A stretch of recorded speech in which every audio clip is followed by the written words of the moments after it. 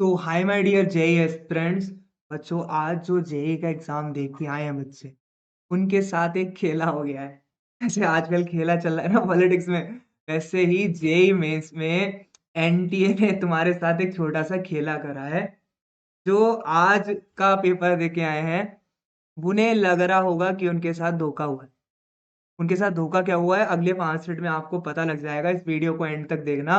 उन बच्चों के लिए भी ये बात इंपॉर्टेंट है कि जिनका पेपर अब आने वाला है ना, तो ये वीडियो को जरूर ध्यान से देख के जाना, क्योंकि जेई मेंस ने जो सिलेबस बताया था उससे थोड़ा सा हटके कोई चीज हुई है। वो इस वीडियो को जब आप पूरे देखोगे आपको क्लियर हो जाओगी। So this is Manas Khanduja. And आज के बच्चों जिन्होंने पेपर दिया था, उनके साथ दो ऐसे क्वेश्चन केमिस्ट्री में रहे जिन्होंने थोड़ा सा उनको जबरदस्ती घुमाया है। ठीक है ना। दोनों में उन्हें उस पॉइंट पे लगा होगा कि जेई मेंस ने हमारे साथ, जो एनटी एग्जाम बॉडी करा रहा है, उसने हमारे साथ एक खेला करा है। तो उन दोनों क्वेश्चन को डिस्कस कर रहा हूं मैं, और अगले 10 मिनट में आपको क्लियर हो जाएगा कि क्या वो आउट ऑफ सिलेबस था या फिर आपने ध्यान से चीजें देखी नहीं। तो जेई मेंस गलत है या हमारी पढ़ाई में कमी है, अगले 5 मिनट में आपको पता लग जाएगा।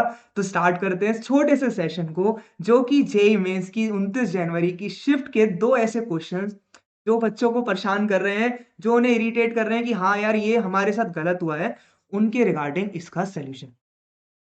पहला क्वेश्चन जिसमें बच्चों को परेशानी आई वो ये था कि ये उन्होंने ओर्स दे रखे हैं बच्चों। मैच द फॉलोइंग में ओड्स दे रखे हैं, और हमें कहा गया कि आपको बताना है कि क्या आंसर रहेगा। मैच द फॉलोइंग में इनका फॉर्मूला क्या। अब आप सोचोगे कि यार ओर्स मेटलर्जी का पार्ट है। ठीक है। हमें ओर्स तो मेटलर्जी में पढ़ाए जाते हैं, हमें ओर्स याद नहीं करने थे। सबने चिल्ला चिल्ला के बात कही थी कि यार ओर्स मत पढ़ना, ओर्स तो मेटलर्जी है, याद करने से बच जाएंगे, मेटलर्जी चला गया है, ओर वाला क्वेश्चन नहीं आएगा। तो ये ओर्स क्यों वापस आ गए। तो ये बच्चों, यहाँ पर जेई मेंस की तरफ से या एनटीए की बॉडी की तरफ से जो भी एग्जाम बना रहे हैं, वो बच्चों की अननेसेसरी रटने वाली टेक्निक को देख रहे हैं। ठीक है। ये जबरदस्ती बच्चों को उस पॉइंट पे कंफ्यूज करने के लिए दिया गया कि वहां पे 2 मिनट तो वो गुस्सा हुए कि यार हम मेटलर्जी छोड़ के आए और मेटलर्जी का क्वेश्चन आ गया। 2-3 मिनट तो तुम्हारे उस समय इरिटेशन में चले गए होंगे कि यार ओर्स कैसे आ सकते हैं, लड़ाई होगी, इस पे बोनस क्वेश्चन बनेगा। पर जिस बच्चे ने बार बार में कह रहा था कि एनसीईआरटी को वर्ड टू वर्ड पढ़ना है, एनसीईआरटी के वर्ड टू वर्ड क्वेश्चन आ जाते हैं, लाइन उठाकर जेईई मेंस क्वेश्चन एग्जाम में दे देता है। तो बच्चों, जिसने पी ब्लॉक पूरा, मैंने बार बार कहा था पी ब्लॉक एनसीईआरटी से पढ़ो, एनसीईआरटी की लाइन बाय लाइन जिसने देखी है उसने अकरेंस में पढ़ा होगा। फ्लोरीन एंड क्लोरीन के ओर दे रखे हैं। ये रहा फ्लोरोपेटाइट, क्रायोलाइट, फ्लोरोस्पार, और ये रहा तुम्हारा कार्नालाइट। चारों फॉर्मूले एनसीईआरटी के पी ब्लॉक में दे रखे। तो जिन्हें इस समय तक लग रहा था कि मेटलर्जी से क्वेश्चन आ गया है, आउट ऑफ सिलेबस आ गया है, हमें मेटलर्जी मना करी थी, कैसे आ गया, तो बच्चों गलत थोड़े से तुम हो, क्योंकि एनसीईआरटी का तुमने ये सब चीज ध्यान से नहीं पढ़ी। तभी हर कोई, जो भी एक केमिस्ट्री का टीचर है, जब भी इनऑर्गेनिक की बात करता है वो कहता है एनसीईआरटी वर्ड टू वर्ड रट लो। नहीं समझ में आती, रट लो, क्योंकि इसमें रटना ही तो है। भाई इसमें समझना क्या है कि यार कार्बोनाइट का क्या फॉर्मूला है, फ्लोरोपेटाइट का क्या फॉर्मूला है, क्रायोलाइट का क्या फॉर्मूला है।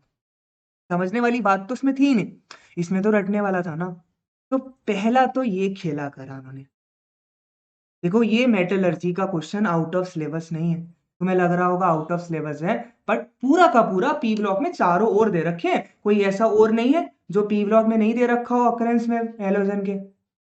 तो तुम इस बात पे आर्ग्यू नहीं कर सकते कि जेईई मेंस ने या एनटीए ने आपको एक ऐसा क्वेश्चन दिया है जो आपके सिलेबस से नहीं हो।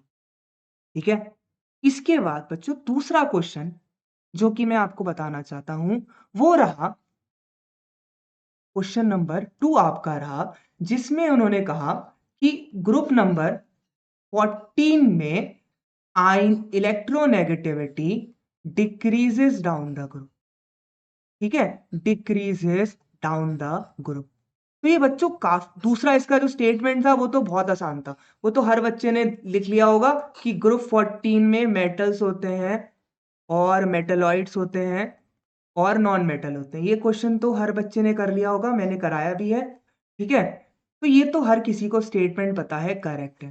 पर इस स्टेटमेंट के लिए यार ये ग्रुप हमेशा पी ब्लॉक का नॉर्मल रूल होता है, down the group electronegativity decrease करती है क्योंकि मेटेलिक कैरेक्टर इंक्रीज करता है। एक नॉर्मल है पीरियोडिक टेबल का रूल, अगर डी एंड एफ ब्लॉक नहीं घुस रहे तो electronegativity down the group decrease करनी चाहिए। पर अगर ग्रुप 14 का ये क्वेश्चन देखें तो भाई जिसने ये एनसीईआरटी में बताओ वैल्यू याद करे बच्चा, क्या 1.8 1.8 1.8 सेम रहती है, मतलब रटवाना चाह रहे हैं। देखो सिलिकॉन जर्मेनियम टिन की इक्वल रहती है, लेड की 1.9 हो जाती है। तो ये दोनों इनऑर्गेनिक के ऐसे क्वेश्चन हैं जिसमें उस पॉइंट में बच्चों को कंफ्यूजन आई होगी क्योंकि ये पहला स्टेटमेंट गलत है। तुम अगर फैक्चुअल देखो तो तुम्हें लगता है डाउन द ग्रुप डिक्रीज करती है इलेक्ट्रोनेगेटिविटी, तो तुमने इसे करेक्ट मारा होगा।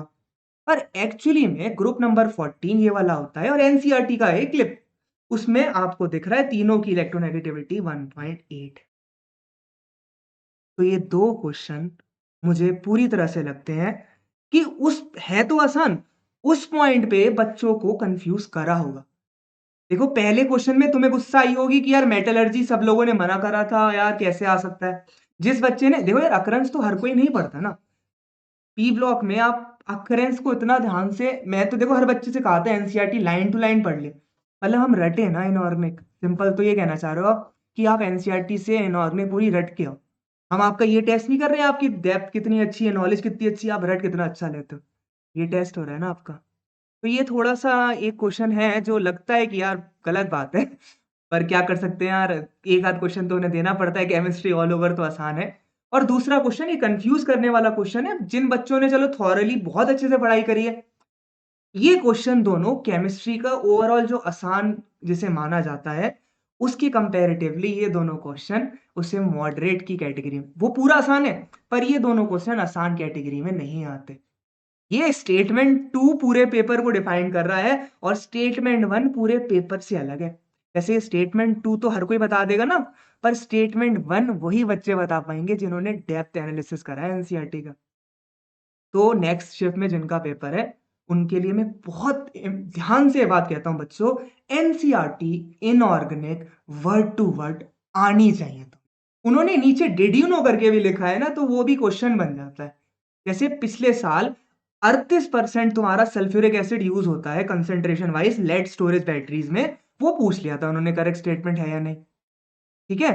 और कौन सा इलेक्ट्रोड यूज होता है, वो भी एनसीईआरटी की पूरी लाइन होता है, उन्हें मेहनत भी नहीं करना चाहते, टाइपिंग भी चेंज नहीं करी, वही उतार के वर्ड रख दिया। तो आई रिक्वेस्ट इनऑर्गेनिक पढ़ने का सिर्फ एक तरीका होता है, एनसीईआरटी एनसीईआरटी एनसीईआरटी और पीवाई की, ठीक है? तो periodic table D and F block ने आज कमाल करा है, उनसे थोड़ा सा ज़्यादा क्वेश्चन आया है। तो I request all my students इसी तरह से मेहनत करते रहो, और अगर इस वीडियो से ने आपकी हेल्प करी तो इसे लाइक ज़रूर करें, ठीक है? और सब्सक्राइब करें चैनल से ताकि मैं आपको ऐसी ज़रूरी बातें बताता रहूँ बच्चों, ठीक है? तो ये मेरी तरफ से एक छोटा-सा पेपर का लेके मैंने पूरा सॉल्व करा है।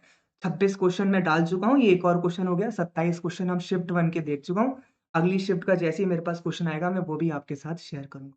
बाय बाय एवरीवन, जिनका पेपर बचा है बच्चों एनसीईआरटी पे ध्यान दें, और मानस खंडूजा सर का टेलीग्राम चैनल है, उसे ज़रूर जॉइन करें क्योंकि वहाँ पर मैं चीज़ें और जो भी मैं लेक्चर लेने वाला हूँ उसके रिगार्डिंग नोटिफिकेशन में शेयर करता हूँ। मानस खंडूजा द केमिस्ट्री अड्डा पे प्लीज़ सब्सक्राइब ज़रूर करें। Bye bye everyone, all the best for your next shift.